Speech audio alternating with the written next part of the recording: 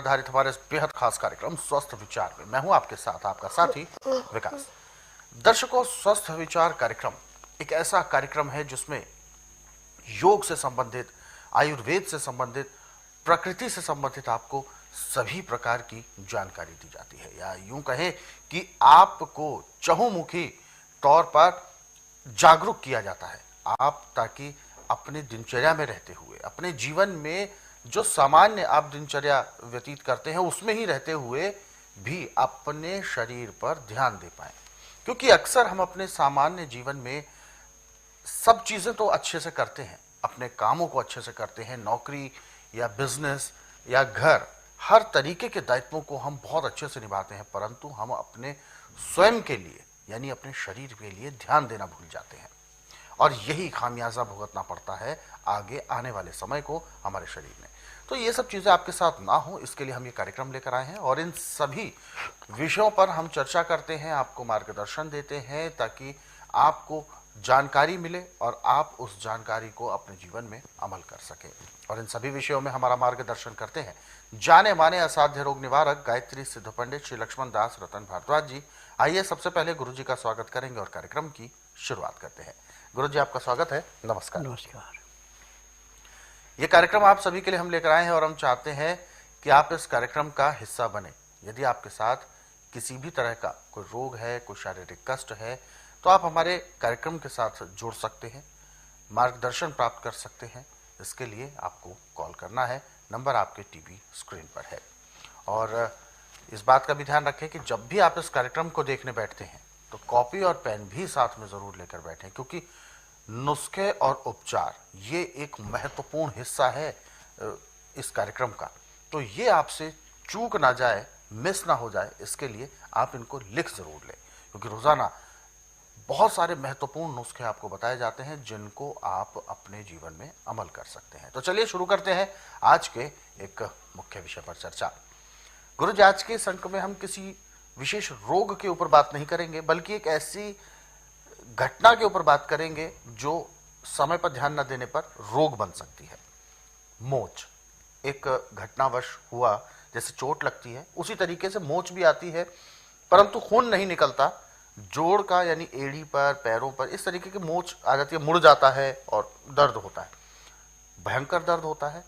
अगर सही समय पर उपचार ना मिला तो सूजन आ जाती है और दर्द बहुत ज्यादा होता है। सबसे पहले तो मैं जानना चाहूंगा कि मोच किस किस तरह की होती है और खतरनाक भी अगर इसका प्रभाव पड़े तो क्या क्या खतरनाक हो सकता है। देखिए, पाँव में आंगुलियों से लेके एड़ी तक जैसे आंगुलियां ऐसे ज्वाइंट बने हुए हैं जी, लेयर वाइज ज्वाइंट बने। लेयर। जब हमारा पाँव थोड़ा उल्टा सीधा रखा जाए तो वो खुल जाता है, वो ज्वाइंट एक दूसरे के ऊपर चढ़ जाता है। अच्छा, उससे पाँव में सूजन भी आती है और वजन नहीं दिया जाता। बिल्कुल वजन नहीं दिया जाता। मेडिकल में तो इसमें पट्टी करते हैं, गर्म पट्टी की जाती है। नहीं, प्लास्टर कर देते हैं। अच्छा, सीधी प्लास्टर। हाँ, परंतु प्लास्टर से मोच निकलती नहीं।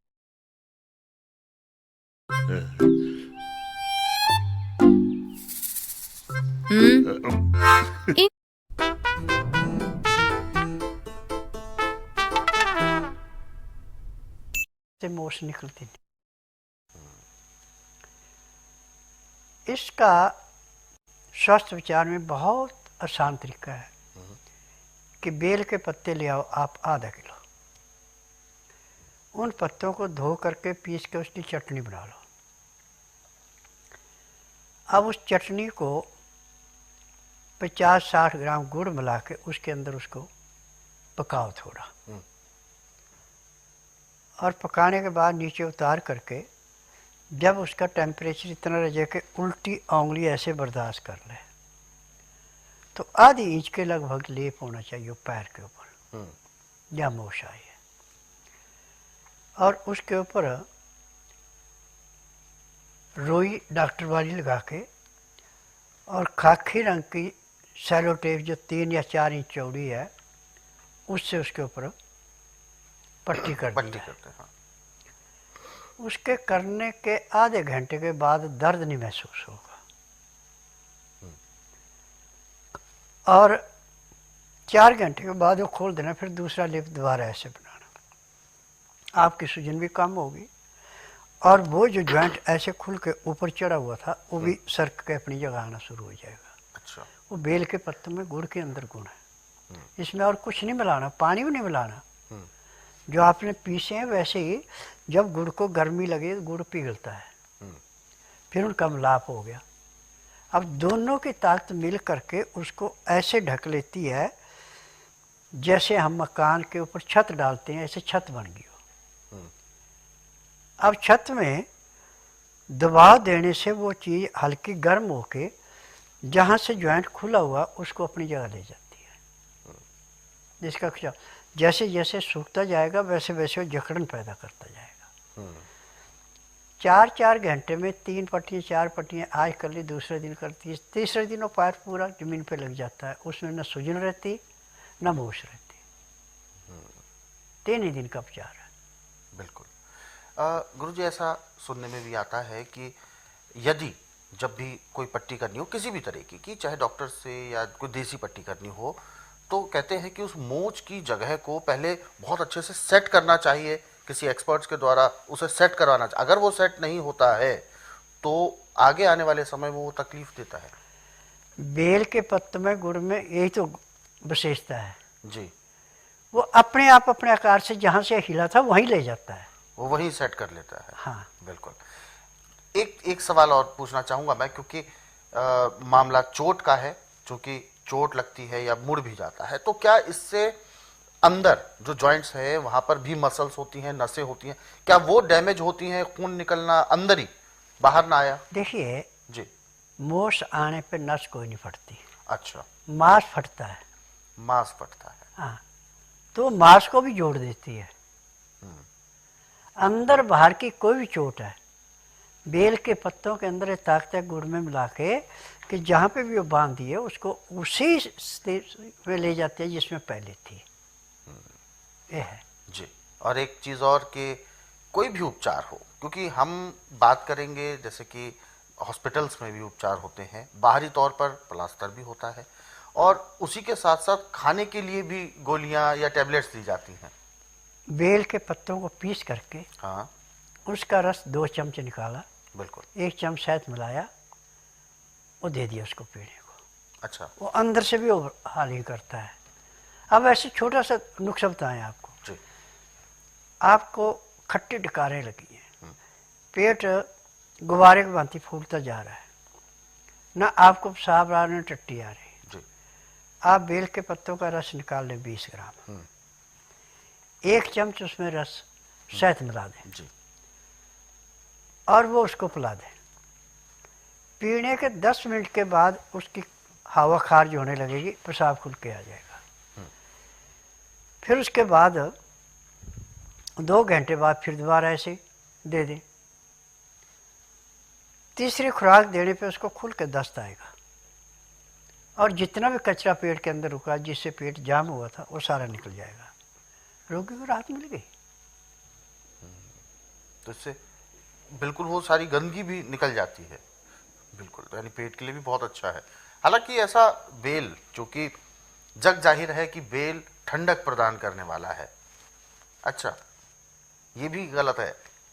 वात पित्त कफ तीनों का संतुलन बनाना इसका काम है। अच्छा। आंवला और बेल ये वात पित्त कफ को तीनों को संतुलन बनाता है। जो बढ़ गया उसको घटाएगा, जो घट गया उसको बढ़ाएगा। जब तीनों का लेवल बराबर आ गया बीमारी खत्म होगी। तो बेल को हम अपने जीवन में, दैनिक दिनचर्या में कैसे शामिल कर सकते आप हैं? 12 महीने खा सकते हैं। किस तरीके से? चाहे आप इसका शरबत बना के पीजिए, वो मौसम में मिलेगा। हाँ हाँ। नहीं, कच्चे बेल को आप पानी में उबाल लो या आग में भून लो। अच्छा। वो पक गया, जी। गुद्दा निकालो, पानी के अंदर घोलो, छानो और पी लो। अच्छा, तो वो ऐसे भी काम कर सकता हाँ। है, क्योंकि अब जब बेल नहीं है, हाँ। बेल के पत्तों का रस ले लो, अच्छा। वो भी एक काम करेगा जो बेल ने किया। यदि पत्ते भी नहीं झड़ गए तो उसकी छाल निकाल लो, छाल को कूट के और पानी में उबाल के उसको पी लो। लेकिन गुरुजी, फल के स्वाद में और पत्ते या छाल के स्वाद में अंतर तो होता होगा। उसमें अंतर होता है, बिल्कुल। परंतु इनके अंदर जो तेल है ना, हम्म। वो तेल सबसे मेन है। अच्छा, उसका शरीर में जाना जरूरी है। हाँ, तो पत्तों में भी तेल है हम्म। और जो इसका छाल है उसमें भी तेल है। गुद्दे के अंदर का तेल जो उसका लेस सा बन जाता है, बीज के साथ होता है, उसको हम निकाल देते हैं, उसमें गुद्दा अकेले काम कर जाता है। बिल्कुल, तो ये है इसकी असली चीजें। हाँ। बिल्कुल। तो दर्शकों, बेल को हमें कैसे प्रयोग करना है, ये सब अभी बहुत अच्छे तरीके से गुरुजी ने हमें बताया भी है, समझाया भी है और इसके गुणों से भी हमें परिचय कराया है। क्योंकि अक्सर आमतौर पर यदि मैं अगर अपनी व्यक्तिगत अपनी बात करूं तो अब तक बेल के बारे में सिर्फ यही जानते हैं कि गर्मियों में उसका शरबत पिया जाता है, जिससे कि एक ठंडक प्रदान होती है शरीर को। लेकिन बेल हमारे पूरे 12 महीने के लिए भी प्रयोग की जाने वाली एक ऐसी चीज है जो लाभ ही लाभ देती है, नुकसान नहीं देती। और ऐसे में चोट लगना, मोच आना, इन सब में भी ये बहुत ज्यादा कारगर साबित होती है। इस तरीके के नुस्खों को आपने लिख जरूर लिया होगा। हालांकि ऐसे बहुत सारे नुस्खे हैं, क्योंकि कार्यक्रम में समय की अपनी सीमा होती है, इसलिए बेल के विषय में या इसके गुणों के बारे में जितना और हम जानना चाहेंगे उतना ही हम आगे बढ़ सकते हैं और इसके गुणों में कमी नहीं आएगी। परंतु समय का अभाव है और इसी वजह से जो नुस्खे आपको बताए गए हैं उनको तो आप जरूर सहेज कर रख लें। यदि इससे ज्यादा और भी कुछ जानना चाहते हैं तो आप स्वस्थ विचार पुस्तकें पढ़ सकते हैं। स्वस्थ विचार पुस्तकें एक ऐसी पुस्तकें है जो 10 किताबों का पूरा सेट है। ये किताबें आप घर बैठे कुरियर या डाक के माध्यम से मंगवा सकते हैं। इसके लिए आपको हेल्पलाइन नंबर पर कॉल करना है, नंबर आपकी टीवी स्क्रीन पर है। और यदि आप इस कार्यक्रम से अभी जुड़ना चाहते हैं तो बिल्कुल भी देर ना करें, हमें कॉल करें या आप हमें व्हाट्सएप के जरिए अपना मैसेज भेज सकते हैं। व्हाट्सएप मैसेज में लिखें आप अपना नाम, उम्र, कहां से बात कर रहे हैं और पूरा सवाल।